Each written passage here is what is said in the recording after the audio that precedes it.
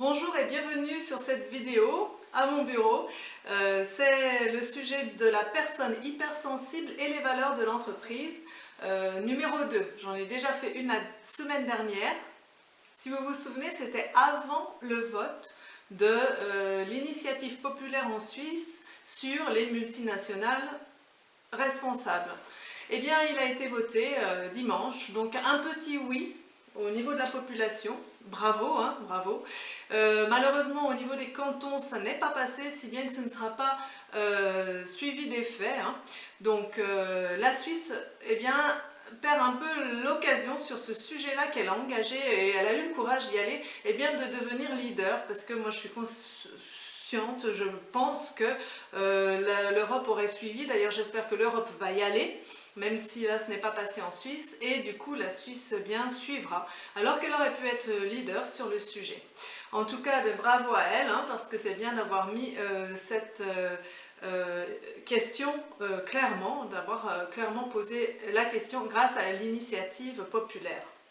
Eh bien, la semaine dernière, vous avez donc pris l'exemple de quand j'étais en poste, et alors c'était plutôt les valeurs par rapport à la production du produit, hein, qui était à base de poudre. Donc là, voilà, c'est comment l'entreprise produit avec l'impact qu'elle a sur l'environnement et l'impact qu'elle a sur les gens. Donc ça, ce sont des valeurs fortes, hein, pour la personne hypersensible. Je vais prendre d'autres milieux que j'ai connus. Par exemple, j'ai beaucoup travaillé avec les détergents. Alors les détergents, eh bien, je pense que sur tout ce qui est important, ils sont très nécessaires, hein, il faut nettoyer, après ne pas trop nettoyer, et surtout c'est le dosage qui me semble important au niveau des détergents. Et eh bien, même si c'est du B2C, c'est-à-dire du business to consumer, le consommateur étant monsieur tout le monde, eh bien je pense que là c'est un peu du devoir des fabricants de détergents de l'informer, ce consommateur, peut-être plus, hein, c'est pour les détergents comme pour les produits phytosanitaires que l'on utilise dans nos jardins. Nous savons tous très bien qu'en fait, c'est le dosage, on en met trop, parce qu'on a, essai humain, cette idée que plus il y en aura, mieux ce sera. En fait, c'est pas vrai, hein. Si vous mettez trop de détergents, de lessive, vous allez ressortir avec de la lessive sur les habits, c'est pas bon du tout pour vous, et ce n'est pas bon pour l'environnement d'en utiliser trop. Eh bien, je trouve qu'ils sont frileux pour informer les gens. Je me souviens d'une publicité dans les années 80, hein, j'étais assez jeune, mais je m'en souviens très bien, c'était pour un liquide vaisselle où la publicité disait « une goutte suffit ». Et c'est vrai qu'une goutte suffit, et c'était courageux de dire ça. C'est pas resté longtemps la pub, aujourd'hui ils disent plus ça, ils font un gros pchit, alors que c'était vrai, parce que vous avez tous fait l'expérience avec du poivre à la surface de l'eau, vous prenez juste un tout petit peu de détergent, de tensioactif, vous le mettez dans l'eau, vous voyez l'effet que ça a. Effectivement, une goutte suffit. La personne qui a dû faire la pub au niveau marketing, elle a peut-être été renvoyée, parce qu'ils ont dû lui dire « tu veux nous casser le business ». Et c'est ça qui est dommage, c'est que eh bien, ça devrait aller avec. Et les produits phytosanitaires aussi, on ne peut pas utiliser n'importe quoi, déjà. Il y en a qui sont interdits parce qu'ils ne sont pas bons du tout pour l'environnement. Et surtout, attention au dosage. Donc peut-être que... voilà, pour moi c'est important. Ça, c'est quelque chose qui est important si je travaille dans une entreprise de détergents. Et ça peut être fait un petit peu plus, mettre l'accent là-dessus.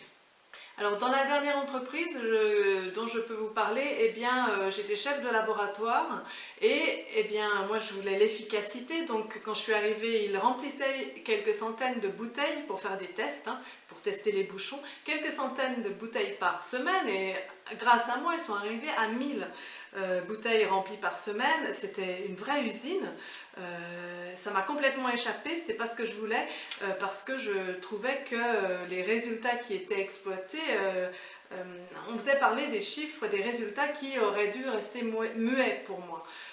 D'ailleurs, certaines personnes venaient vers moi en me disant « Mais Marie-Élise, est-ce que c'est pas exagéré? Toutes ces bouteilles que vous remplissez, vous n'arrêtez pas de travailler. » Et moi, alors je ne sais pas quel était l'impact environnemental de ces 1000 bouteilles par semaine, sans doute que c'était une goutte d'eau dans la mer, mais moi ça me dérangeait. Au niveau respect de l'environnement, j'avais vraiment l'impression de... Puis c'était compliqué, hein, aussi la logistique, c'était moi qui devais gérer tout ça. Mais eh bien, mon collègue avec qui c'était assez difficile voyait les choses d'un autre œil et c'est en préparant cette vidéo que j'ai compris beaucoup de choses. Je me souviens d'un jour, je lui ai dit, c'était surtout lui qui faisait parler les chiffres, alors il faisait faire trop de tests à mon goût, c'était inexploitable, et il m'avait répondu, mais Marie-Élise, comme ça, au moins, les gens du laboratoire ont du travail. Et cette personne-là, je suis sûre maintenant, il est hypersensible. C'est-à-dire que ce n'est pas des hypersensibles et les non hypersensibles.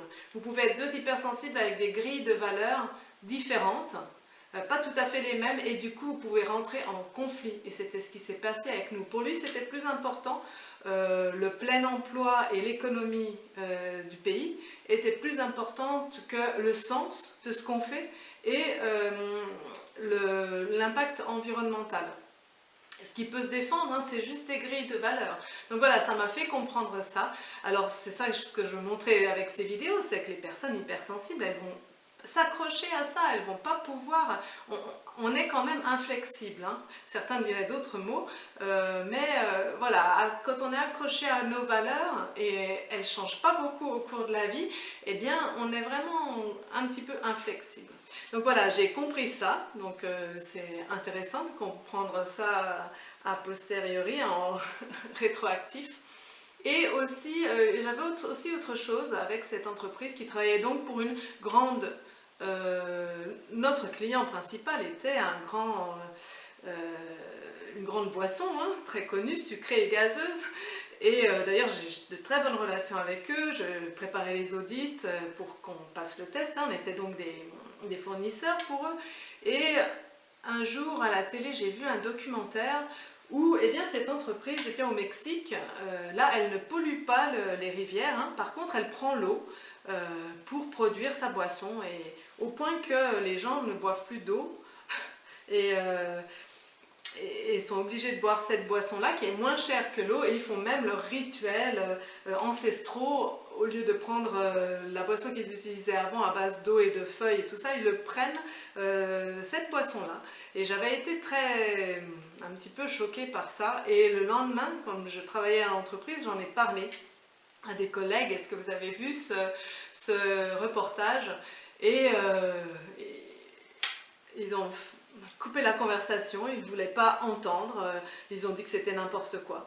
Ce documentaire, je l'ai vu, alors ça c'était dans les années 2010 je pense, et ce documentaire je l'ai revu là encore récemment, hein, en 2019, donc c'est toujours le cas, hein, vraiment toute l'eau du consommable du pays et de cette région en tout cas est utilisée pour la fabrication de cette boisson. Et voilà, c'est quelque chose qui est accepté apparemment, et moi je trouve que eh bien, c'est incroyable et qu'il faut faire quelque chose. Voilà, donc c'est la personne hypersensible, comme là je suis en ce moment, elle peut avoir du mal vraiment quand eh bien, ces valeurs comme ça sont touchées. Là, ce sont les valeurs... oui, d'impact environnemental et aussi eh bien, pour les gens du pays, quoi. On peut pas, comme ça, vraiment ce qui était sorti dans l'initiative populaire, c'est-à-dire on pollue les rivières et on s'en fout des habitants, on produit sans les protections qui seraient nécessaires de faire en Europe. Donc voilà, c'est vraiment ça, moi c'est quelque chose qui me touche. Et à travers ma propre expérience et ces actualités, hein, qui sont vraiment... on est donc le 1er décembre 2020, et donc c'est vraiment... voilà, c'est un bon exemple, ça me donnait envie de vous partager ça.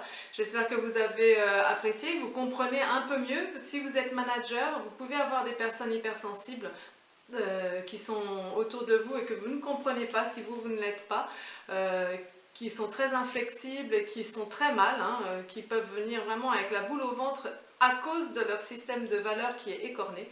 Et voilà, donc c'était important pour moi de partager ça. Je vous remercie de m'avoir écouté et je vous dis à une prochaine vidéo. N'oubliez pas de liker, de vous abonner, de partager et d'activer la petite cloche. Pardon. Merci, à bientôt.